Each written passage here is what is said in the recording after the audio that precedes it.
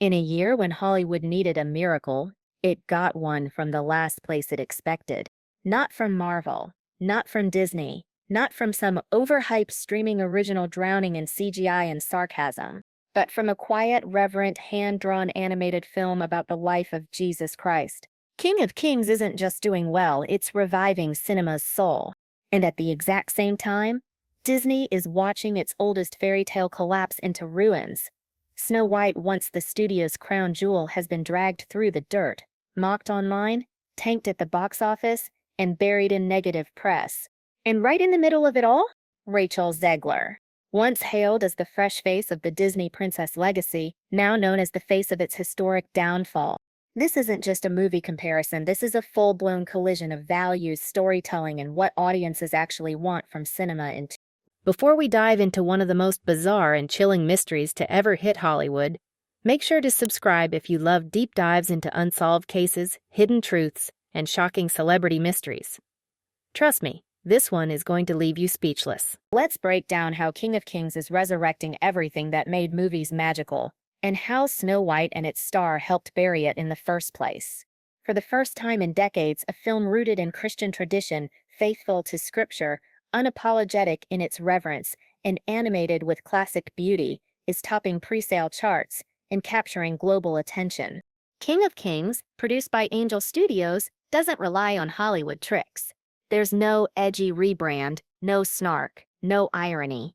Just a sincere cinematic telling of the life of Jesus Christ, brought to life in a style that feels both timeless and emotionally gripping. Critics are calling it awe-inspiring. Parents are calling it the kind of movie we've been begging for. Audiences are showing up in droves, many for their first theater visit in years. Why? Because this film does what cinema used to do: tell the truth, inspire wonder, stir something deep. It's not just a movie, it's a spiritual event. And in an industry drowning in cynicism that feels revolutionary. Now jump across town to the Snow White press tour. The red carpets? Tense. The interviews? Cringeworthy. The buzz? Negative before the movie even dropped. Rachel Zegler, the film's lead, stepped into the biggest role of her life and immediately set it on fire. Her interviews didn't just miss the mark, they disrespected the legacy. "This Snow White isn't dreaming about true love," she said. "We don't need a prince." The original story was creepy. The fan base recoiled. The trailers were racial. In a year when Hollywood needed a miracle, it got one from the last place it expected. Not from Marvel, not from Disney, not from some overhyped streaming original drowning in CGI and sarcasm, but from a quiet, reverent, hand-drawn animated film about the life of Jesus Christ. King of Kings isn't just doing well, it's reviving cinema's soul. And at the exact same time, Disney is watching its oldest fairy tale collapse into ruins. Snow White, once the studio's crown jewel, has been dragged through the dirt, mocked online, tanked at the box office, and buried in negative press. And right in the middle of it all, Rachel Zegler. Once hailed as the fresh face of the Disney princess legacy, now known as the face of its historic downfall. This isn't just a movie comparison, this is a full-blown collision of values, storytelling, and what audiences actually want from cinema. Let's break down how King of Kings is resurrecting everything that made movies magical, and how Snow White and its star helped bury it in the first place. For the first time in decades, a film rooted in Christian tradition, faithful to Scripture, unapologetic in its reverence, and animated with classic beauty, is topping pre-sale charts and capturing global attention. King of Kings, produced by Angel Studios, doesn't rely on Hollywood tricks. There's no edgy rebrand, no snark, no irony. Just a sincere cinematic telling of the life of Jesus Christ, brought to life in a style that feels both timeless and emotionally gripping. Critics are calling it awe-inspiring. Parents are calling it the kind of movie we've been begging for. Audiences are showing up in droves, many for their first theater visit in years. Why? Because this film does what cinema used to do: tell the truth, inspire wonder, stir something deep. It's not just a movie, it's a spiritual event. And in an industry drowning in cynicism that feels revolutionary. Now jump across town to the Snow White press tour. The red carpets? Tense. The interviews? Cringeworthy. The buzz? Negative before the movie even dropped. Rachel Zegler, the film's lead, stepped into the biggest role of her life and immediately set it on fire. Her interviews didn't just miss the mark, they disrespected the legacy. "This Snow White isn't dreaming about true love," she said. "We don't need a prince." The original story was creepy. The fan base recoiled. The trailers were ratioed. The vibe went from Disney magic to Hollywood meltdown overnight.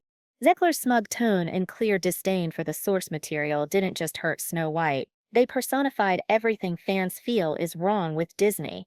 She wasn't just the lead actress, she became the scapegoat for a studio that no longer seems to like the stories it tells. Where King of Kings embraces its subject with awe and humility, Snow White mocked its roots and tried to rewrite them for clout. It's the clearest contrast imaginable. One film centers a spiritual icon whose teachings shape civilization. The other turns a fairy tale into a feminist TED Talk with CGI stand-ins for dwarfs. One film believes in the power of its story. The other acts embarrassed to be based on one. Audiences noticed. The result? King of Kings, 14.6 million in pre-sales and climbing. Snow White, barely $5 million and already being pulled from theaters. You couldn't write a clearer metaphor if you tried. One film about Christ brought people to theaters. One film about a princess lost the plot, and the audience. Let's be clear, Rachel Zegler didn't ruin just one movie. She's become the face of the modern Hollywood disconnect. A symbol of what happens when studios cast people who don't love the story, don't respect the fans, and don't realize they're ambassadors, not influencers. After the backlash, insiders claim Zegler was devastated. Sources close to the actress say she felt blindsided by the criticism and emotionally overwhelmed after being asked to stay quiet during damage control. But by then, it was too late. Disney banked its legacy on her and got burned. Now there are rumors that her future roles are in jeopardy, projects have been paused, and even her agents are reassessing how to manage her public image. Zegler didn't just break a role, she triggered a crisis of confidence in casting across the entire studio system. While Disney spends hundreds of millions to lecture audiences with shiny pixels, King of Kings was made with a fraction of the budget and more emotional impact. This isn't just about religion. It's about storytelling that trusts the audience. It's about leaving room for wonder instead of filling every second with noise. It's about honoring what made cinema great before franchises devoured it. Angel Studios didn't just make a Christian movie, they made a countercultural cinematic statement. And the industry felt it. A major driver of King of Kings' success? Families. Disney used to dominate the family space. Now, parents are walking out. They're tired of being preached at, baited, or tricked into movies with family labels but adult agendas. They want sincerity, safety, stories that don't insult their intelligence or their kids. Angel Studios heard them and gave them exactly that. One viral review called King of Kings the first time in years I've cried in a theater with my kids next to me. Disney used to make people cry like that. Now, it makes people cringe. Here's the part that should make every legacy studio nervous. King of Kings has set a new bar. It proved that you can tell a traditional story with reverence, avoid controversy entirely, sell out theaters, and build a loyal fan base without a dime of legacy branding. Hollywood has been so obsessed with subverting expectations that it forgot what expectations even were. It thought iconoclasm was progress. Turns out, people were just waiting for someone to believe in something again. Now Angel Studios is that someone. There's a strange poetry to all of this. On one end of the cultural spectrum, a hand-drawn film about Jesus, humble, reverent, emotionally resonant, is quietly rewriting the rules of box office success. On the other end, a $100 million empowerment reboot of Snow White is flailing, gasping for relevance, and dragging down everything it touches, including its once promising lead actress Rachel Zegler. This isn't just about one good film and one bad one. This is the clearest line ever drawn between what audiences want and what legacy studios think they want. And now, even insiders are starting to say it out loud. Rachel Zegler didn't just lose the audience, she may have ended Disney's illusion of invincibility. Let's look at tone for a second, because the tone of a movie tells you everything about how it sees itself and, more importantly, how it sees you. In King of Kings, every frame radiates humility. It's not loud. It's not desperate for applause. It trusts its story. The animators didn't try to make the Bible cool. They made it beautiful, reverent, like they knew people would watch this with their kids and their grandparents. It's cinema that bows before its subject. Then you look at Snow White, a movie that seems to mock the very idea of fairy tales. Gone is the wonder, the gentleness, the timeless charm. Instead, we get a heroine who looks down on love, a story that dismantles its own foundation, and press interviews that feel like self-congratulations wrapped in disdain. In short, King of Kings respects its audience. Snow White lectures them. That tone, it matters more than Hollywood wants to admit. Rachel Zegler didn't just say a few unfortunate things, she crafted a persona that became the final straw for fans already feeling alienated by modern Disney. When she dismissed Prince Charming as a stalker, when she joked about rewriting the original film because it's 2025, not 1937, and when she smugly stated that her Snow White doesn't dream of true love, she wasn't just offering hot takes. She was breaking the emotional contract between a beloved story and its audience. Disney princesses don't belong to the actresses who play them. They belong to generations of viewers who grew up with them, dressed like them, and passed them down to their kids. Zegler didn't just reinterpret Snow White, she publicly rejected her, and in doing so, rejected the people who still loved her. That's not bold, that's brand sabotage. Hollywood has spent the last decade trying to modernize everything, convinced that updating the values of old stories is the key to success. But Snow White proves what happens when modernization becomes alienation. People don't want sanitized, irony-soaked rewrites of the stories that shaped their childhood. They want those stories to grow with them, not talk down to them. They want updates that honor the spirit of the original, not updates that use the original as a punchline. King of Kings didn't feel the need to modernize Jesus. It didn't reimagine him as a misunderstood anti-hero or twist his teachings into postmodern metaphors. It just told his story plainly and powerfully. And the audience said, "Thank you." Forget critics. Forget Rotten Tomatoes. Look at the box office. Because that's where the real message is.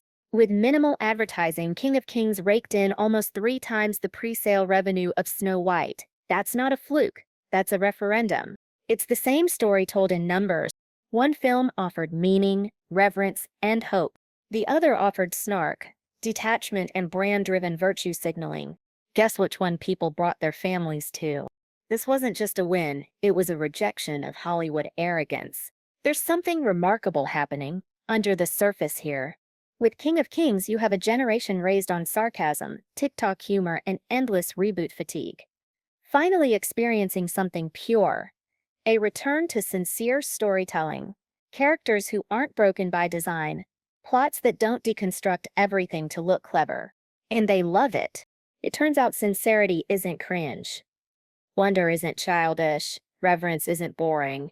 The emotional reaction to King of Kings is more than nostalgia, it's relief. A deep sigh from people tired of being talked down to, handed junk food, and told it's a gourmet meal. Meanwhile, Snow White tried to sell them sarcasm in a ball gown.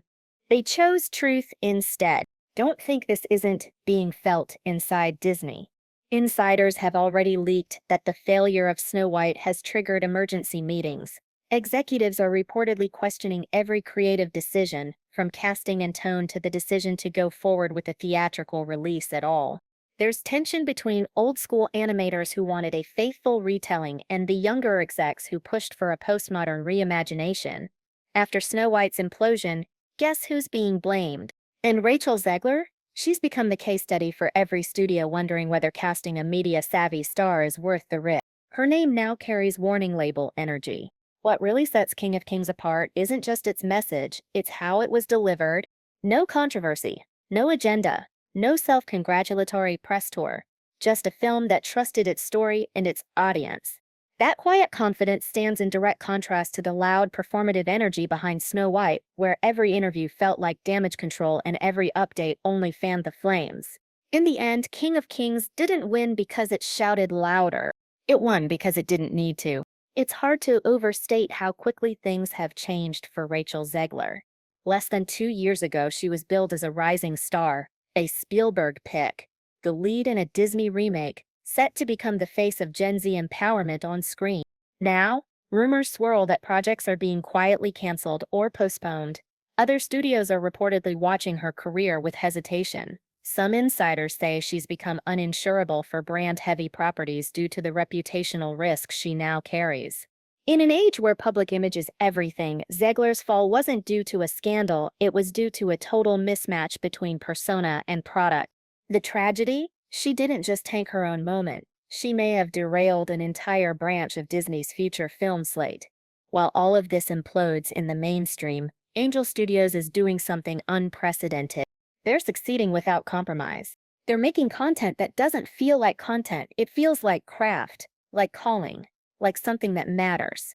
The success of King of Kings is a wake-up call not just to Hollywood, but to every indie filmmaker, every faith-driven artist, every small studio with a big heart. You don't need a billion-dollar franchise to move people. You just need a story worth telling and the courage to tell it without apology. This isn't the first time Hollywood has faced a reckoning, but it may be the most symbolic. In one corner, a reimagined fairy tale that forgot its own soul. In the other, a timeless gospel, animated for a new generation and told without shame. Rachel Zegler wanted to make Snow White empowered. Instead, she made her unrecognizable. Angel Studios didn't try to reinvent Jesus. They just let his story speak. And audiences, they've made their decision.